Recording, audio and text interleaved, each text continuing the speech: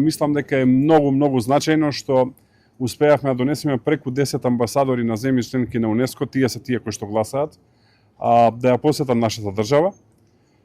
Има генерално собрание во Кореја, во Јужна Кореја, која што се одржува веќе следната недела почнува да се одржува. Таму работите ќе се појасни. Во однос на најкритичната точка, тоа е дали ќе оди Охридскиот регион како загрозено подрачје. Не сакам прерано да давам изјави, но мислам дека ќе успееме да го избегнеме тоа.